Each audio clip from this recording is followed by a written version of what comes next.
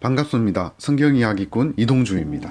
지난 강의 마지막 부분은 야곱의 짠했던 고백으로 그러나 나는 언제나 내 집을 세우리까에 대한 것이었습니다. 오늘은 그에 이은 야곱의 승부수 두 번째입니다. 창세기 30장 31절에서 33절입니다. 라반이 이르되 내가 무엇으로 네게 주랴? 야곱이 이르되 외삼촌께서 내게 아무것도 주시지 않아도 나를 위하여 이 일을 행하시면 내가 다시 외삼촌의 양떼를 먹이고 지키리이다. 오늘 내가 외삼촌의 양떼에 두루 다니며 그 양 중에 아롱진 것과 점 있는 것과 검은 것을 가려내며 또 염소 중에 점 있는 것과 아롱진 것을 가려내리니 이 같은 것이 내 품삯이 되리이다. 후일에 외삼촌께서 오셔서 내 품삯을 조사하실 때에 나의 의가 내 대답이 되리이다. 내게 혹시 염소 중 아롱지지 아니한 것이나 점이 없는 것이나 양 중에 검지 아니한 것이 있거든 다 도둑질한 것으로 인정하소서. 정말 이번에는 야곱의 치밀함을 보게 됩니다.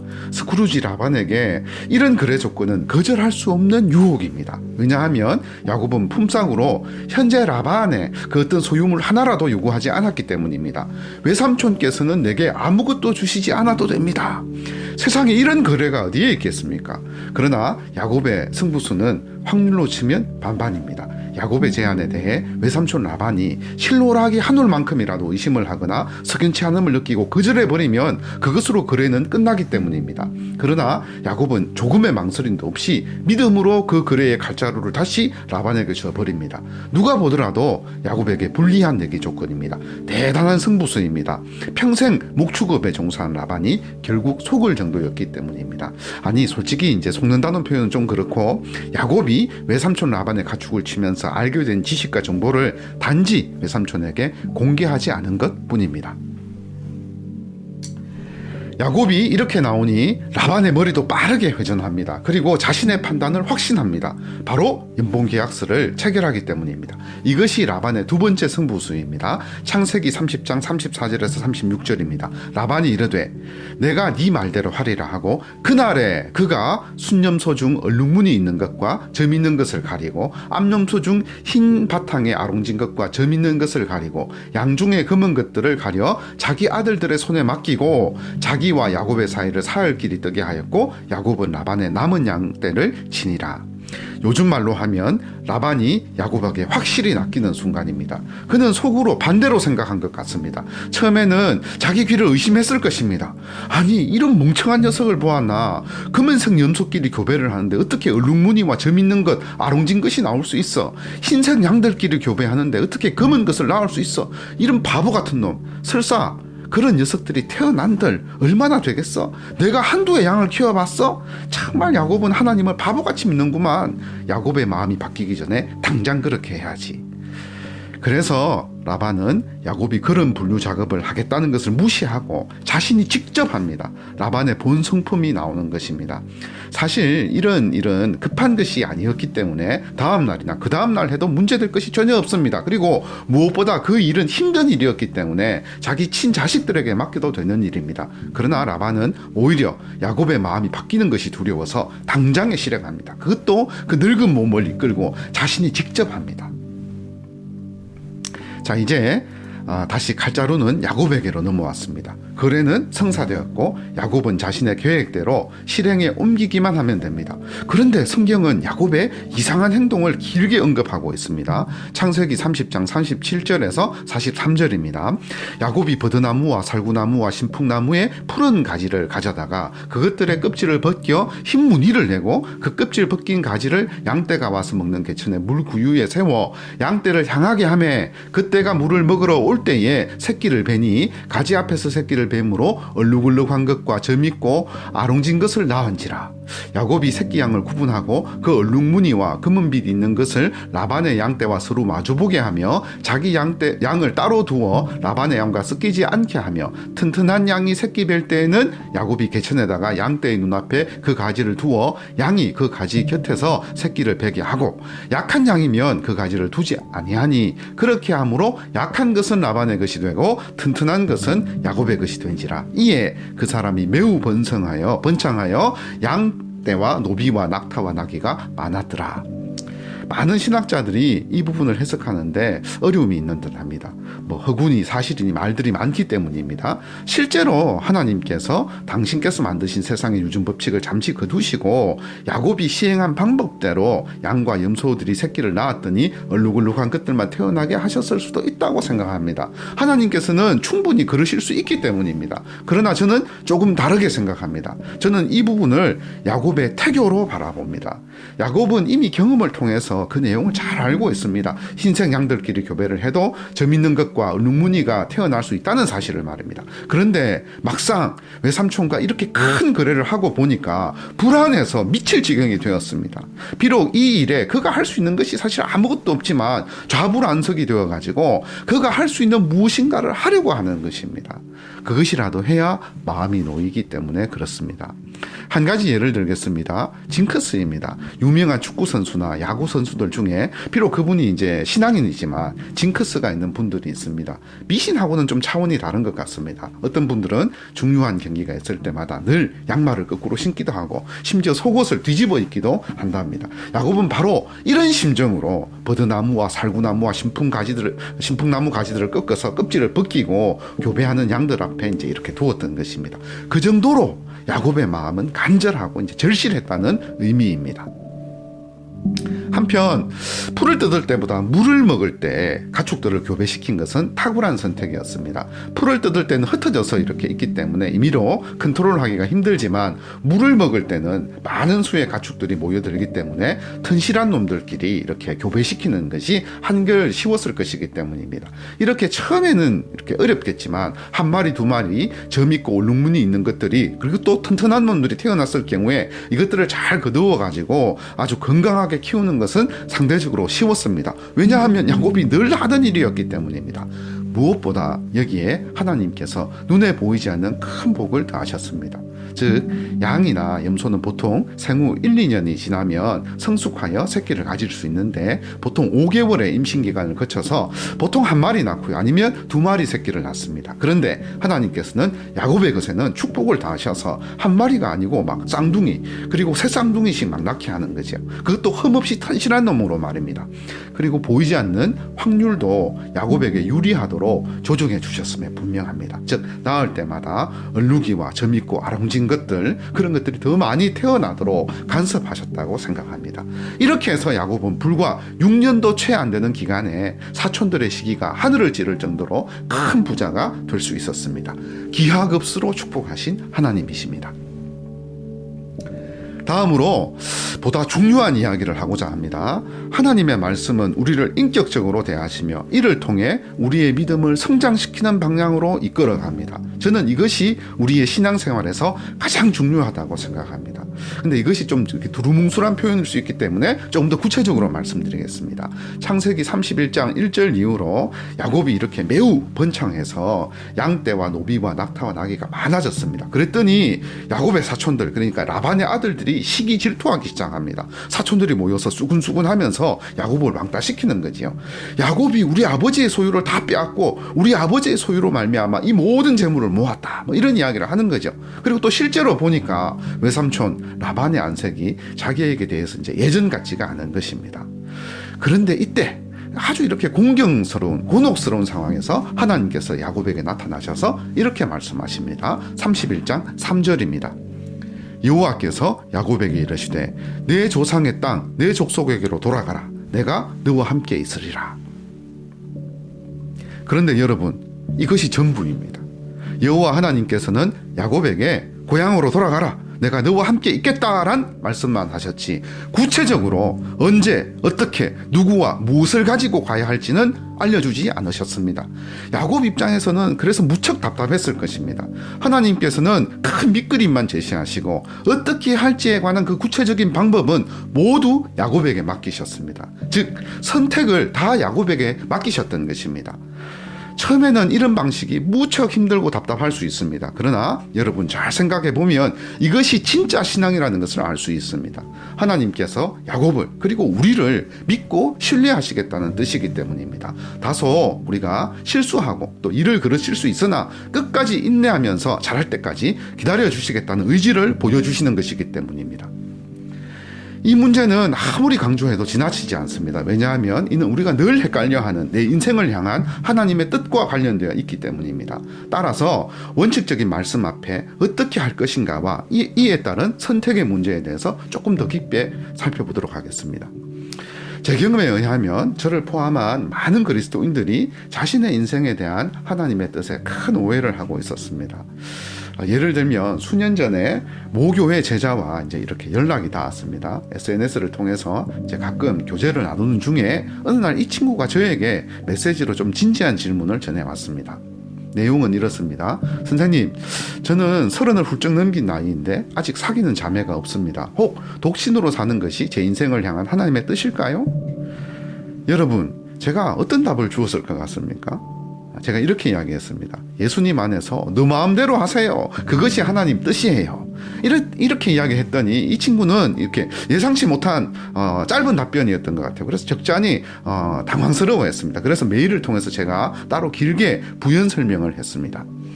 육신의 정욕을 이길 수 없고 특히 결혼과 가정에 대한 강한 끌림과 어떤 구체적인 그림이 이미 마음속에 자리 잡고 있다면 결혼을 선택하는 것이 하나님의 뜻일 것이다. 그리고 적극적으로 뭔가 몸으로 움직여야 한다. 만약에 그렇지 않다면 아직은 독신으로 사는 것이 하나님의 뜻일 것이다.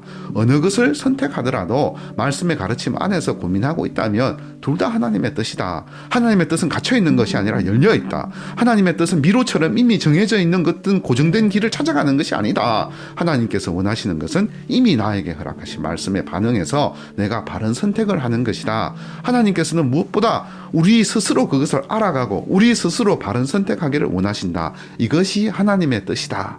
이런 내용으로 제가 조언해 주었습니다.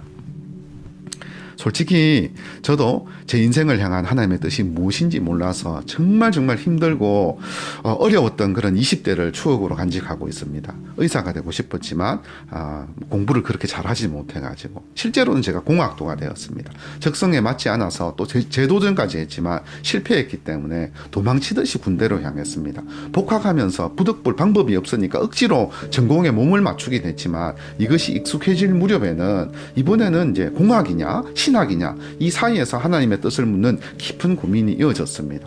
내 인생을 향한 하나님의 뜻은 점점 미궁 속으로 빠지는 듯 했습니다. 그 후에 이제 결혼도 하고 직장을 따라서 이제 본토 친척 아비 집을 떠난 이후에도 나를 향한 하나님의 뜻은 늘 마음속 저편 한 언저리에 물음표로 여전히 남아 있었습니다. 근데 이제 청년 시절과 달리 그 고민이 우선순위 저 아래로 내려간 것은 녹록지 않은 세상살이에 이제 시달리다 못해가지고 불어익고 지냈기 때문입니다. 30대 중반이 될 때까지 하나님의 뜻에 대한 제가 가진 관념은 제럴드 L 시처의 표현을 빌면 전통적 접근에서 크게 벗어나지 못했습니다. 즉 하나님의 뜻이란 우리가 따라야 할 미래의 어떤 구체적인 길이 있는데 하나님께서는 그 길을 아시고 우리가 따르도록 미리 정해놓으셨다는 것입니다. 그리고 우리의 책임은 그 길을 찾아내야 한다는 것입니다. 다시 말해 우리는 따를 수 있는 많은 길들 중에서 진짜 따라야 할 한 길만을 찾아내야 한다는 것이죠. 마치 미로처럼 말입니다. 그런데 과연 이런 것이 하나님의 뜻일까요?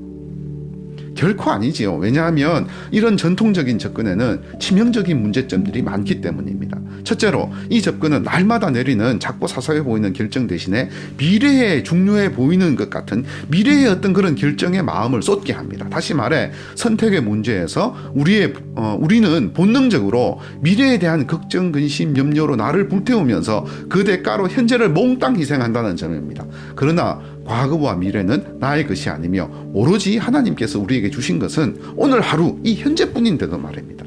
따라서 우리가 가진 문제는 바른 선택을 위한 지식의 부족이 아니라 이미 알고 있는 내용에 반응하지 않으려는 그런 고집스러운 태도임이 분명합니다. 그렇기 때문에 우리는 모르거나 또는 모호한 것을 굳이 알아내려고 하지 말고 오히려 명확한 것을 행하는 데 초점을 맞추어야 합니다.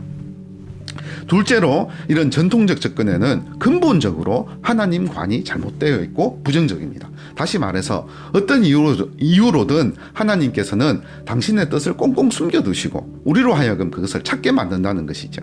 마치 천상에서 베푼 지상의 보물찾기 같은 것입니다.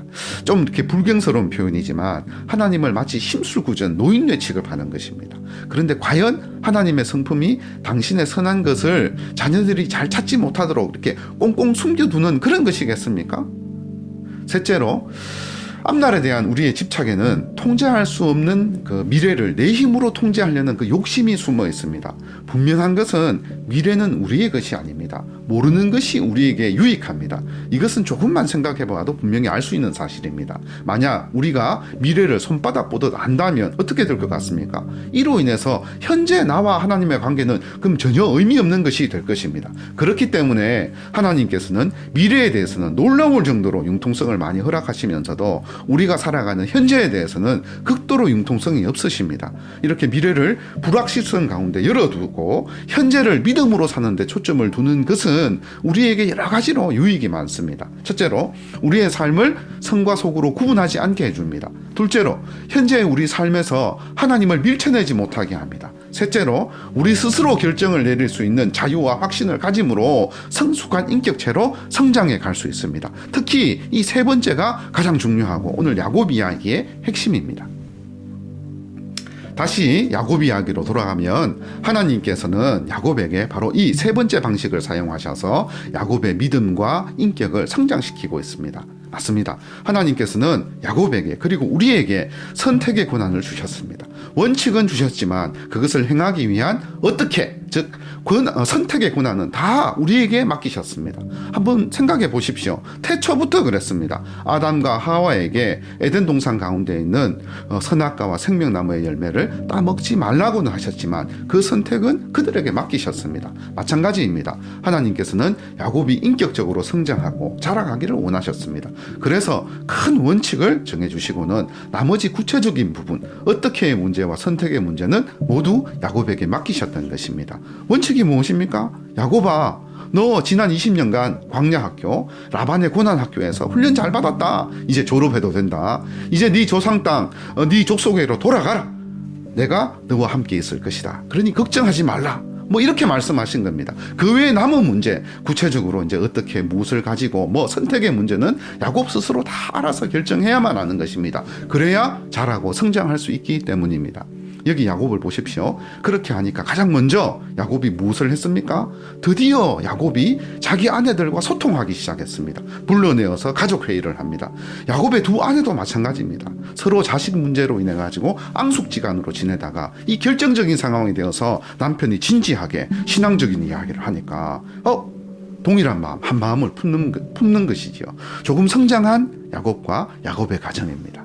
여러분, 이미 하나님께서는 우리에게 수많은 신앙의 원리들을 주셨습니다. 내 이웃을 내 몸과 같이 사랑하라. 사랑으로 서로 종로로 타라. 형제에게 노하지 말라. 비판하지 말라. 항상 기뻐하라. 쉬지 말고 기도하라. 범사에 감사하라. 선한 일을 하고 선한 사업에 부하라. 의와 경건과 믿음과 사랑과 인내와 온유를 쫓으라 등등 수도 없이 많습니다. 그리고 우리가 할 일은 이 원리들을 하나하나 우리의 삶에 실천해 나가는 것입니다. 이 원리를 어떻게 실행할지는 다 우리 스스로에게 맡기셨습니다. 하나님께서 우리와 함께 하실 것입니다. 그렇기 때문에 미래를 두려워하지 말고 하나님께서 주신 경험과 지혜와 은사를 따라서 묵묵히 오늘을 살아내면 되는 것입니다. 다음으로 하나님께서는 우리가 살아오면서 경험했던 많은 것들을 활용하십니다. 선택의 문제에서 이것이 얼마나 중요한지 모릅니다. 야곱을 한번 보십시오. 외삼촌 라반 집에서 양치는 종살이로 14년간 보내면서 갈고 닦은 경험을 결국에는 사용하게 하십니다. 못한 사람 같았으면 스스로 처가살이에 비관해서 허랑방탕한 세월을 보냈을 수도 있습니다. 그러나 그는 야곱은 밤낮 열심히 생각하면서 정성을 다해서 일했습니다. 그리고 하나님께서는 보잘것없는 그 종살이 경험을 그대로 사용하셔서 야곱을 큰 부자로 만들어 주셨습니다. 이는 마치 예수님께서 아무것도 없는 것에서 떡과 생선을 만들어서 5,000명을 먹이신 것이 아니라 그들이 가지고 있던 보잘것없는 물고기 2마리와 보리떡 5개를 사용하셔서 5,000명을 먹이신 것과 같습니다. 하나님 앞에서 보잘것없는 직업과 인생은 없습니다. 하나님께서는 우리가 내어놓는 작은 헌신, 심지어 우리 입술로 고백하는 그리 순전하지 못한 믿음의 고백도 칭찬하시고 기뻐하십니다. 이런 식으로 하나님께서는 우리가 가진 작은 것들을 이용해서 더 큰 믿음의 자리로 이끌어 가십니다. 끝으로 야곱 특강 이제 1강 시작할 때 처음 했던 질문 기억나시는지 모르겠습니다. 그 질문으로 돌아가고자 합니다. 야곱이 외삼촌 라반에게 행한 이 일련의 일들이 옳은가 옳지 않은가에 관한 질문이었습니다. 제가 생각할 때는 옳고 그름을 떠나서 하나님께서 야곱의 부르짖음을 보고 허용하셨다고 보는 것이 맞을 것 같습니다. 칭찬과 격려를 받을 정도의 행위는 아니고 간절히 구하는 것이기에 어떤 형태로든 허용하신 것 같습니다. 만약 우리도 이런 식으로 구한다면 허용하실 것 같기도 합니다. 그러나 중요한 것으로 기억해야 할 것이 한 가지 있습니다. 분노로, 복수심으로 무엇을 구하면 절대로 안 된다는 사실입니다. 그리고 하나님께서는 우리가 잘 먹고 잘 사는 것에도 관심이 있으시지만 하나님 아버지와 더 깊은 관계를 유지하는 데에, 즉 믿음의 가정을 세우는 일에 더 큰 관심을 가지십니다. 물질 만능 사회에서 우리 속사람은 믿음의 가정을 세우길 원합니다. 그런데 짓다 보면은 재벌 가정을 추구하고 있는 나 자신을 보게 됩니다. 주위에 그렇게 어렵게 믿음의 가정 짓는 사람이 없다고 원망하지 말고, 마치 노아가 산꼭대기에 방주를 짓듯이 나부터, 우리 가정부터, 내 교회부터 이 세상의 시류를 믿음으로 거스르는 그런 복된 가정, 복된 교회 지어갔으면 좋겠습니다. 나는 언제나 내 집을 세우리까? 지금부터입니다. 우리가 이 마음을 간절히 품고 우리의 부족하고 보잘것없는 인생을 하나님께 드리면, 맡겨버리면 합력하여 선을 이루는 우리 아버지 하나님의 손이 그 남은 건축의 역사를 이루어 가실 것입니다. 바이블 스토리텔러 이동주였습니다. 감사합니다.